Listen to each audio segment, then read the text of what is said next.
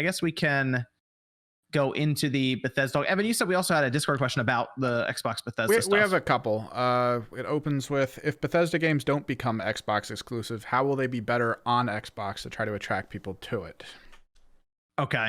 Well, I think for one, they might have extra content that goes to it, for example, or maybe they just work to have it as just literally a better version of it, frame rate or visuals or any of that. But we did have a sit down this past week. It was like a live stream. They actually like advertised a bit that day. I know Tom Warren put it out there, I think, and a few other places as well. I know, Jeff, you mentioned that they were going to be having some stuff this month as well, but they did have they did have the roundtable with Bethesda. Todd Howard, Pete Hines were there. They talked quite a bit about the future of Bethesda and Xbox, but we did have one quote from Phil Spencer that essentially, I would say, locked everything in and became very clear about their plans. He said, if you're an Xbox customer, the thing I want you to know is that this is about delivering great exclusive games for you that ship on platforms where Game Pass exists. That's our goal. That's why we're doing this. That's the root of this partnership that we're building. That sounds pretty clear cut to me as to their plans, but what's everyone think about this one? Microsoft officially has bought Bethesda, ZeniMax, and they have plans to apparently put games going forward on platforms that have Game Pass. Yeah, I mean, I think just a real quick thing is like the question or the point that people always make is, well, I would pay $70 for this on PlayStation. They're not going to just leave that money on the table.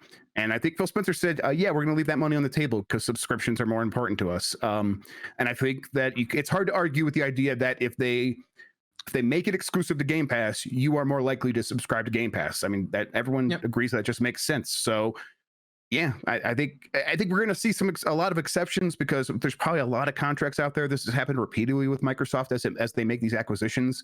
They have a lot of outstanding contracts, games that need to come out first with other publishers, with other companies, and on other platforms.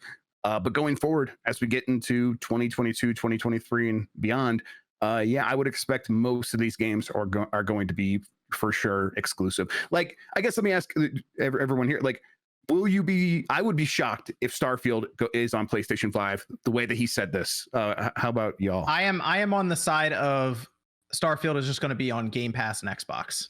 I don't think it'll be on PlayStation. And I think they're going to reveal it this year, and that's going to be a big point, is not going to have a PlayStation logo at the end. I'm leaning towards agreeing with you guys, but it's hard to know when that game was signed, like, and how long it's been around for, right? I mean, if it's a Bethesda game, it's been in development for at least, a couple of years already, right? So, what did they actually sign? What contract was signed? Did they say, PlayStation and Xbox? If so, then they would have to, unless they found a way to get out of that and become an exclusive, I kind of believe that it could well end up on the PlayStation. If there's a contract, yes, I 100% agree. But if there's no contract, I would be very shocked if it's on PlayStation. So there were talks, Nate, about Sony approaching Bethesda with some sort of timed exclusivity for Starfield. Mm-hmm. So I almost wonder if they had plans to have a contract, but they ended up not having one because this deal started, like they started talking, Microsoft and Bethesda and ZeniMax at the time. And that apparently the talk between Sony and Bethesda broke down at that time because of it. So I'm not sure how that would all work out in the background. Like you're saying, MEG, if things had to be signed like a year ago or 2 years ago when they were developing Starfield, but it does sound like Sony kind of got turned down a bit, or they came in at a bad time because there were other talks going on. So yeah.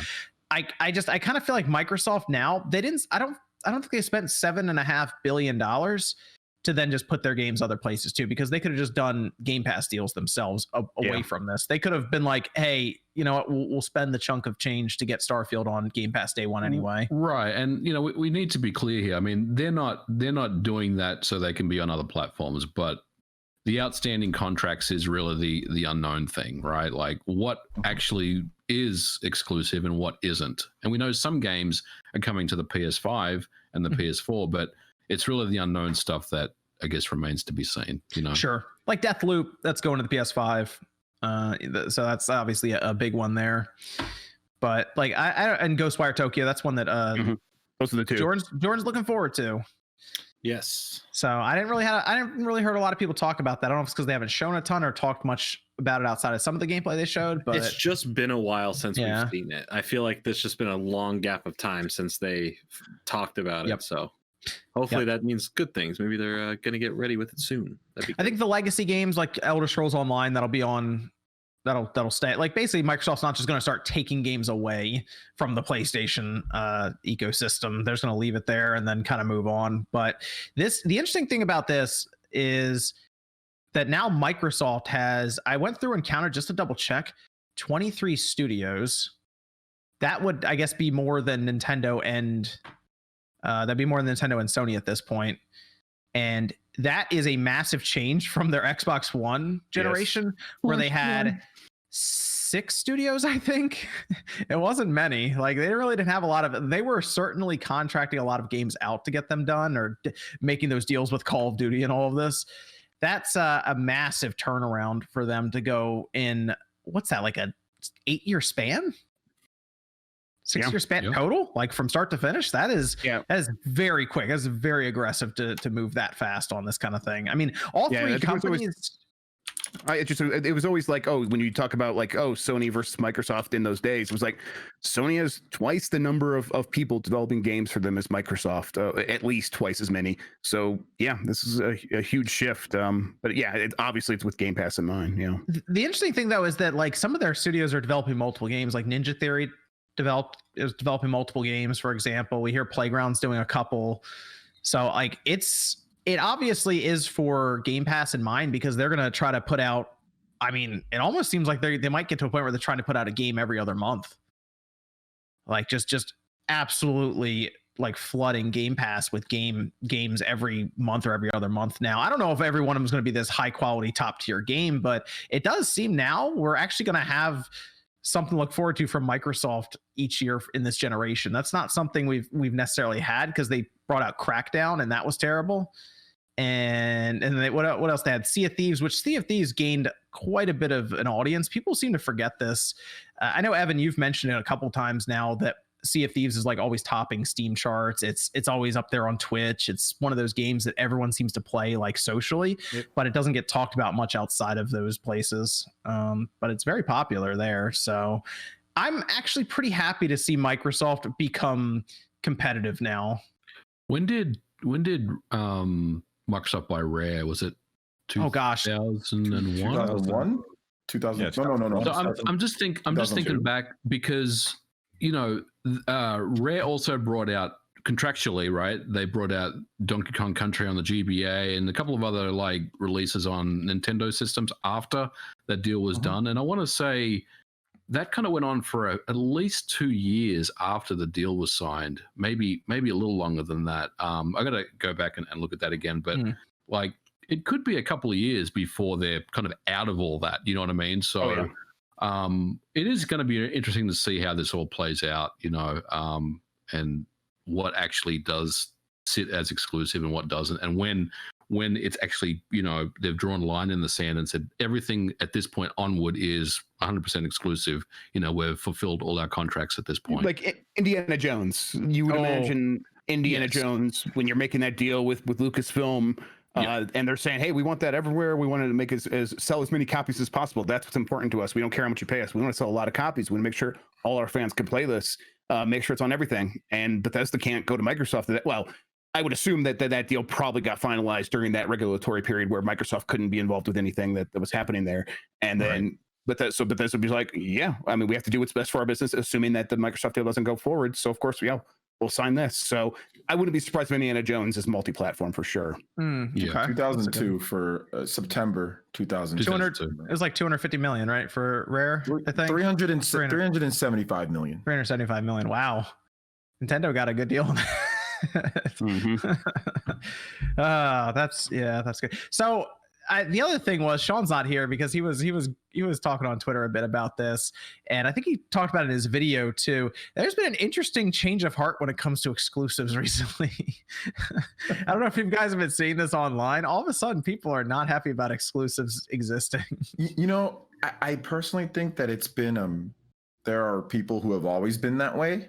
but now obviously it's amplified even more because it's a big third party that is used to being, hey, third party, like right. You haven't seen this before.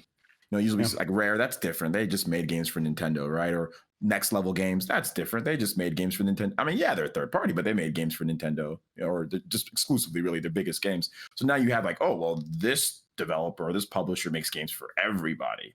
And now they're just going here. So, and people love Bethesda's games. I mean, I don't know. I saw people say that the Bethesda games weren't good online. Well, they're buggy. I'm talking about like the past week. All of a sudden, I was like, Bethesda games are bad now? What happened? Yeah, there's definitely there's some there's some flip flopping, right? There's definitely some flip flopping going on. That's for sure. I was a little confused. I was like, wow, that's. I mean, Bethesda's honestly, trash. Bethesda's trash, John. Can we all say it? Bethesda's horrible. They're absolutely horrible now. Absolutely horrible. I was a little surprised by a lot of that. I was like, wow, people don't like Bethesda now? What happened? Oh, yeah. I knew I never liked Fallout 76. See, look, Fallout 76 sucks. I'll give people a pass on Fallout 76. That game was pretty bad. Okay.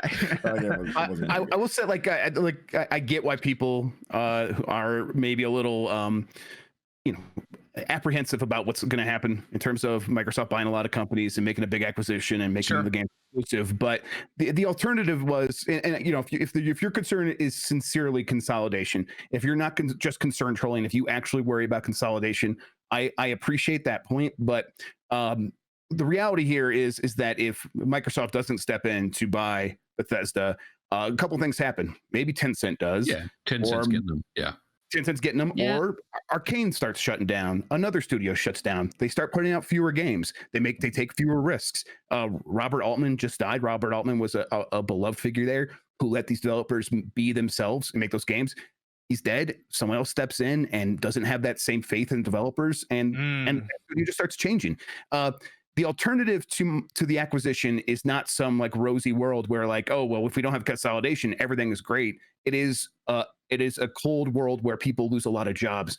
The good thing about this deal is that Microsoft is mostly keeping all of these jobs intact, at least for a few years, it seems like.